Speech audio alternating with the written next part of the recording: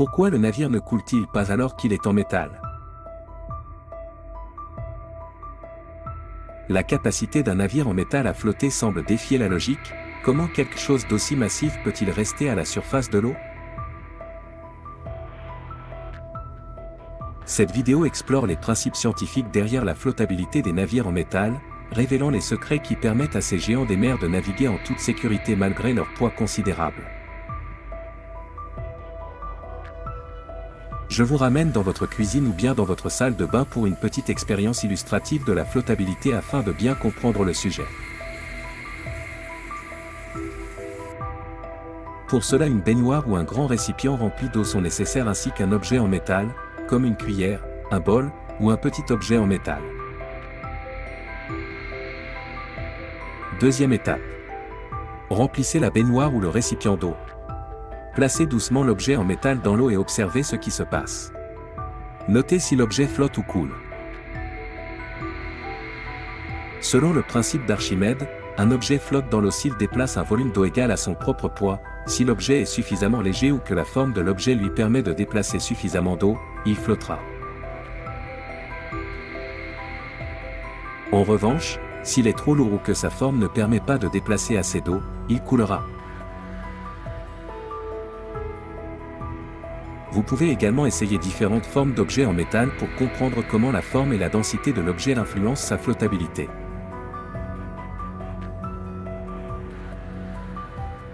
Cette expérience simple peut aider à illustrer le concept de flottabilité des objets en métal et démontrer visuellement pourquoi certains objets flottent alors que d'autres coulent.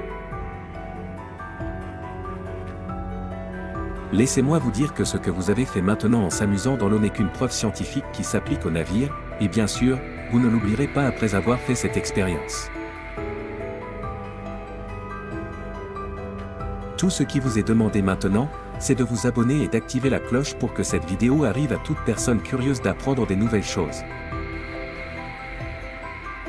Bienvenue sur Quick Starter, et cette vidéo répond à l'une des questions les plus intéressantes.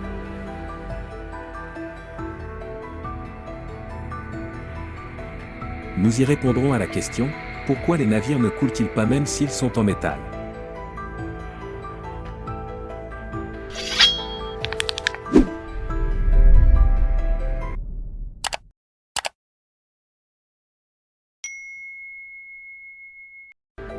Qui d'entre nous n'a pas entendu parler d'Archimède, le physicien grec, et de sa célèbre histoire avec le roi de la ville de Syracuse, pas vous? Pas de problème, voilà un petit rappel. Qui est Archimède? Archimède, célèbre physicien, mathématicien et inventeur grec, a vécu à Syracuse, une ville située en Sicile, vers 287 à 212 avant J.C. Son histoire la plus connue implique le roi Héron II de Syracuse et sa cour. L'anecdote la plus célèbre sur Archimède raconte comment le roi Héron II, se demandant si sa couronne était faite d'or pur ou si elle contenait un alliage moins précieux, demanda à Archimède de le découvrir sans endommager la couronne. Selon la légende, Archimède était confronté à cette énigme, cherchant une solution tout en prenant un bain.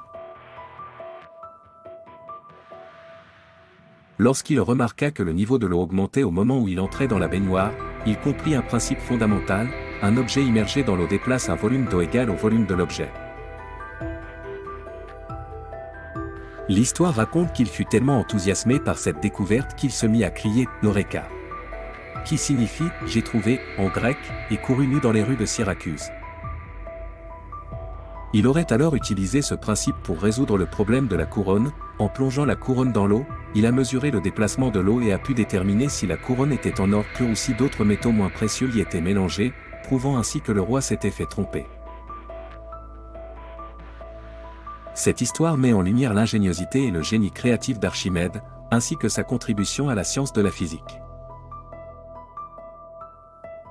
Le principe de la poussée d'Archimède, basé sur cette anecdote, est encore enseigné aujourd'hui dans les cours de physique et a jeté les bases de notre compréhension de la flottabilité des objets immergés dans un fluide.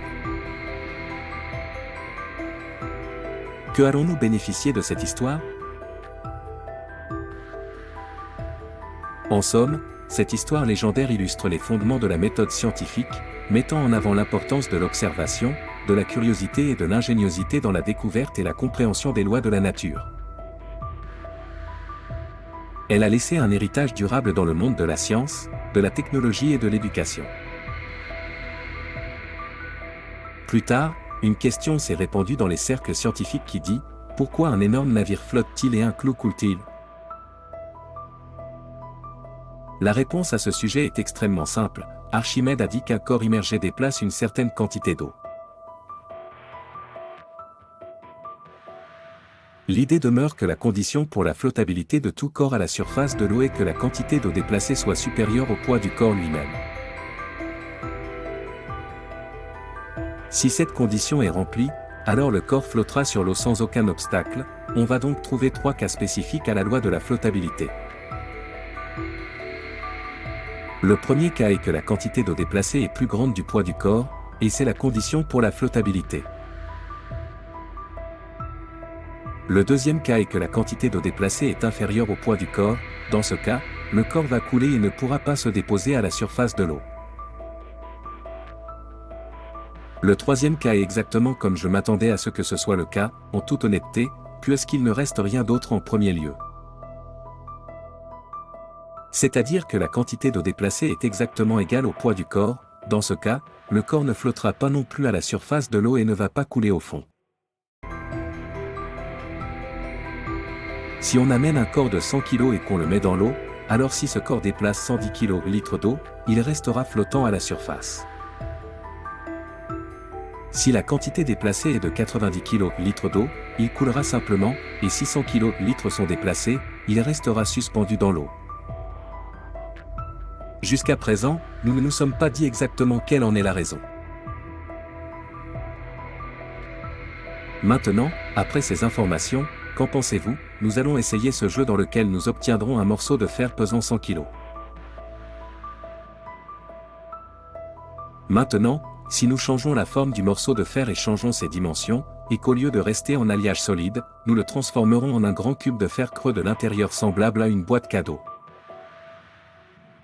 La surprise est que si vous jetez ce cube de fer dans l'eau, il ne coulera pas et il sortira vers vous à cause de son poids, et ce malgré le fait qu'il s'agit du même morceau de fer. La seule différence qui s'est produite ici est que nous avons changé ses dimensions, augmenté sa taille, et aussi l'avons rendu creux. Et cela reste le secret magique qui fait tout corps, quelle que soit sa taille, capable de flotter à la surface de l'eau car nous modifions ses dimensions et l'amenons à la plus grande taille possible afin de déplacer en retour la plus grande quantité d'eau possible. Par conséquent, tout navire construit aura sa structure extérieure conçue de manière spécifique pour qu'elle assure le déplacement de la plus grande quantité d'eau possible, estimée supérieure au poids du navire. En plus, une cavité d'air est créée à l'intérieur du navire, et cette cavité en elle-même est capable de le maintenir flottant à la surface de l'eau. Car l'énorme quantité d'air présente dans la cavité du navire rend sa capacité totale bien inférieure à celle de l'eau, et ainsi il peut flotter en toute sécurité. Cela signifie que la quantité de fer avec laquelle tout navire est conçu, si nous l'apportions et le concevions dans un design conçu ou si nous éliminions la cavité à l'intérieur du navire, le navire coulerait immédiatement, exactement comme une petite vie. Ce qui est encore plus étrange, c'est que si nous apportions un navire creux très normal, mais que nous le mettions à l'envers dans l'eau. Ce qui signifie que le pont supérieur et ce qui reste sous le navire, ça va couler également, et cela est similaire à l'expérience que vous avez faite au début où vous jouiez dans la cuisine. La raison scientifique de la noyade dans ce scénario est que vous avez éliminé la cavité d'air du corps et que vous avez éliminé une surface plane que l'eau pourrait soulever. Et cela signifie qu'en fin de compte, l'idée n'est pas du tout l'idée du type de matériau à partir duquel le navire est fabriqué, ni même un matériau léger ou un matériau lourd. Mais l'idée principale est que nous jouons avec les dimensions du matériau que nous utiliserons et rendrons sa taille aussi grande que possible et y ajouterons également une cavité d'air. Et voilà, à vous le projet de la construction de votre navire. Avant de quitter cette vidéo, pour ceux qui découvrent cette chaîne pour la première fois, n'oubliez pas, aimer, partager et activer la cloche pour recevoir nos vidéos en premier.